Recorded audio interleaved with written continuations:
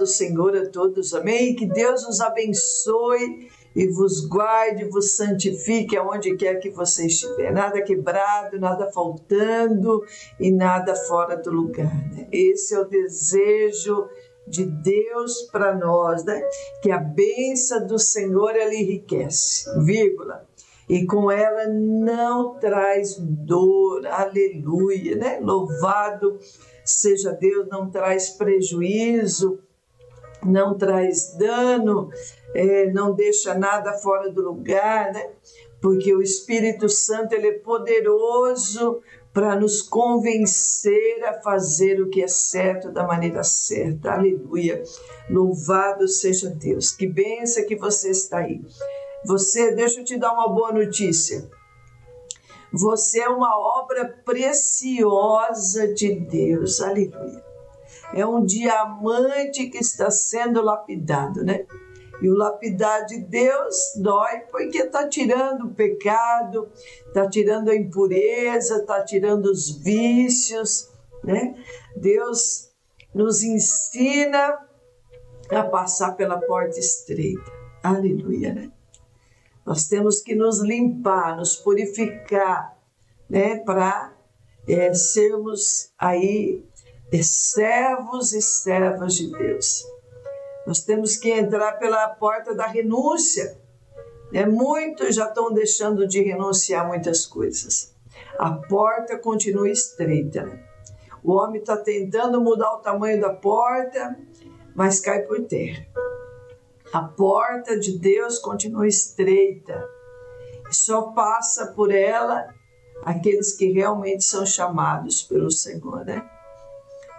Muitos são chamados, né? Mas poucos os escolhidos, né?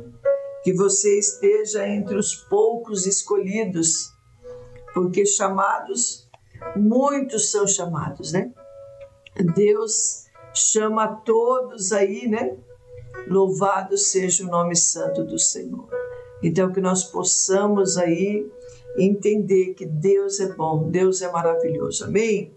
Deixa eu te dar outra boa notícia para você aqui.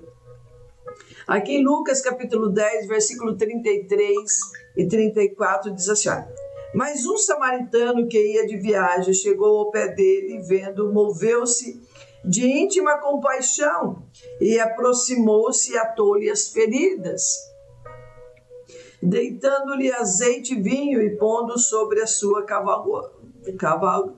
cavalgadura, levou-o para uma estalagem e cuidou dele, aleluia, né? Imagine quem é esse samaritano, né, irmãos? Irmãs, quem será que representa esse samaritano? Eu e você, né? Olha, ferido, espancado e quase morto por ladrões, este homem é uma figura perfeita de cada um de nós. Como é que está a tua vida? A minha vida estava assim há 36 anos atrás, né? Ferida, espancada, né? Assim, literalmente falando, né? Olha, é uma condição natural nossa pelo pecado, né? O pecado, ele nos fere, ele nos destrói, né? Olha, o poder de Satanás tem nos destruído mais do que possamos imaginar. Então, assim, quantos estão com uma vida derrotada, uma vida em aflição, uma vida que já perdeu a dignidade, a autoestima, a vontade de viver, né? Olha, e qualquer tipo de autoajuda é tão eficaz quanto aquela vítima, né? Olha, ele precisava desesperadamente de socorro. Talvez muitos que estão me ouvindo estão precisando desesperadamente por socorro, né? Por uma intervenção divina, por um gesto, né? Tem situações da nossa vida que palavras não resolvem, né? Por mais que a gente quer consolar alguém, por mais que a gente quer trazer uma palavra de conforto, mas não satisfaz, não edifica, não cai no coração, porque a gente precisa de um gesto de Jesus, né? Só um gesto de Jesus na cruz é que, em nosso favor, né? É que muda a nossa história, é que muda, né? E a gente espera por esse milagre. Quantos estão esperando por esse mover das águas? Está esperando aí, né? Olha. E aqui também ele precisava, né, de socorro. O sacerdote, detentor da sabedoria religiosa, passou por ele insensível, né? E o sacerdote falou: não, eu estou com pressa, eu não posso te ajudar. Que terrível, né, moça? O que uma pessoa dessa prega? Ela prega, mas ela não vive o que prega: a misericórdia, a compaixão, né? E quantos estão assim hoje em dia que não se incomoda com a dor do outro, mas prega, mas não se incomoda com a dor do outro, está sentado aí nos escritórios da vida, né? Não tem misericórdia, não visita, não atende, precisa marcar a hora para falar com esse pastor, com essa pastora, com esse sacerdote, né? Olha, afinal, que tipo de ritual religioso servia para um pecador como aquele, né? Aí passa o levita, né? Nada fez também, né? Ele deveria ser um servo, um obreiro, mas não serviu justamente quem mais precisava. Então, assim, muitos querem o microfone, né? Muitos querem o microfone. Querem o altar, querem o microfone, mas não tem misericórdia, não tem amor com o próximo. E aqui, né, irmãos, né, olha, e o segundo mandamento, o primeiro mandamento qual que é? Amar a Deus sobre todas as coisas. Então, se eu amo a Deus, as minhas obras têm que parecer com Deus, né? Elas não salvam, mas elas testificam que eu sirvo a Deus, né? O segundo mandamento qual que é? Amar o próximo como a ti mesmo. Então tem hora que a maioria das pessoas não tá se suportando, né? Quanto mais aí as pessoas, né? Amar umas às outras, né? Olha, mas um samaritano passou ali, né, irmãos? Olha, povo desprezado pelos judeus, né? A Bíblia diz que os judeus não se davam com os samaritanos, né? Quando Jesus ele fala que aquela mulher samaritana naquele poço, ela ficou indignada, porque ela falou assim: olha, mas os judeus não se comunicam com os samaritanos, né? Aleluia, né? E ele se aproximou do homem e foi movido de íntima compaixão. Foi o que Deus fez por nós, né? Ele se moveu de íntima compaixão, olhou para nós, teve misericórdia de nós, olhou que nós estávamos precisando de um socorro urgente e nos alcançou. E quer te alcançar também, né? Olha, isto ilustra a maneira belíssima da misericórdia do Senhor Jesus, embora ele mesmo não fosse samaritano.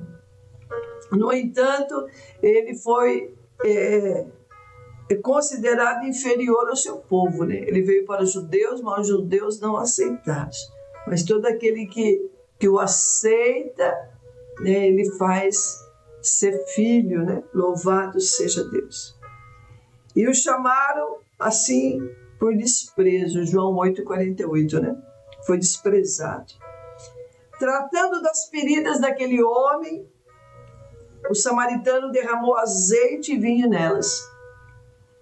Cristo é o único qualificado a tratar das feridas,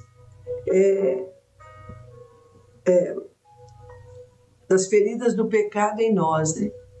É o único habilitado, é o único que tem poder para curar as nossas feridas. É o único que tem poder de passar o sangue dele sobre as nossas vidas, porque o sangue dele nos purifica de todo pecado, né? O azeite fala sobre o Espírito Santo nos dado por pura graça. Então, assim, Deus, pela sua infinita misericórdia, Ele coloca em nós uma porção da sua divindade, uma porção do sobrenatural, uma porção da vida eterna, né? Olha, o vinho representa o sangue de Cristo que nos limpa de todo pecado e traz alegria onde só havia miséria. Aleluia, né? Deus dá um fôlego de vida, uma nova esperança, coloca a vida, o desejo de viver de novo, né? O que estava cinza, Deus começa a trazer cor, trazer vontade de viver, né? Louvado seja Deus, né? Pois o vinho é um símbolo de alegria, aleluia, né? É o que Deus fez conosco. Onde havia vontade de morrer, Deus trouxe alegria, louvado seja Deus. Colocar o homem em sua própria cavalgadura indica o fato de que Cristo ser o nosso substituto. Era para nós morrermos pelo nosso pecado, mas Ele morreu na cruz por nós, né? Louvado seja Deus. E Ele morreu na cruz por você que me ouve, né? Então assim, é por amor à tua vida, é por amor à minha vida que o Senhor faz isso. Colocando-se em nosso lugar, a estalagem para a qual o homem foi levado é um tipo de igreja, né? A habitação do Deus vivo nesta terra, aleluia, glória a Deus. O dono da estalagem é uma figura do Espírito Santo de Deus, que preside a igreja, aleluia, por isso que você tem que congregar. Lá em Timóteo fala que, Timóteo 9:25, se eu não me engano, fala que nós temos que congregar, né? Nós temos que participar da mesa, nós temos que ter comunhão, e é a prática de alguns que deixam de congregar, né? Então assim, você acaba errando quando você não congrega, você acaba cometendo pecado, né? Quando você não congrega. E o Senhor nos entregou aos cuidados dele, como ele havia prometido, até que viesse outra vez. Preciosa, maravilhosa provisão da graça, aleluia. Deus, ele tem esse algo maravilhoso para fazer na sua vida. Deus, ele tem essa graça maravilhosa para conceder sobre a sua vida. Então, que você possa crer, que você possa falar, Senhor, eu preciso do teu milagre desesperadamente. Quantos que estão me ouvindo precisam deste milagre? Precisa desse socorro, porque a alma está em aflição, a alma está em tormento, o pensamento está em tormento, tem medo, tem vontade de morrer, tem angústia, tem vontade de sumir, né? Vamos orar por você. Pai, nós te louvamos, ô Espírito Santo de Deus, Senhor, graças, nós te damos por esse momento maravilhoso. Senhor, em nome de Jesus, ó Deus, assim como o Senhor agiu na nossa vida como um bom samaritano, Senhor, age na vida deste homem agora, na vida desta mulher, repreende o desespero, repreende a angústia, Pai, repreende o espírito de loucura, Senhor, repreende todo o mal, toda opressão, toda depressão, Senhor, oh Pai, todo espírito de suicídio, tudo aquilo que não provém do Senhor, Pai, caia por terra todo espírito de morte rodeando a vida desta pessoa. Pai, seja repreendido agora, em nome de Jesus. Ó Deus, o teu sangue tem poder, Senhor. Pai, traga o livramento, traga o poder do Senhor. Pai, derrama do teu amor também no coração dos levitas, no coração dos sacerdotes. Pai, coloca um coração de servo, Pai, sobre a tua igreja. Pai, que a tua igreja venha servir, ó Deus, como o Senhor, Pai, restauradores de vida, Senhor.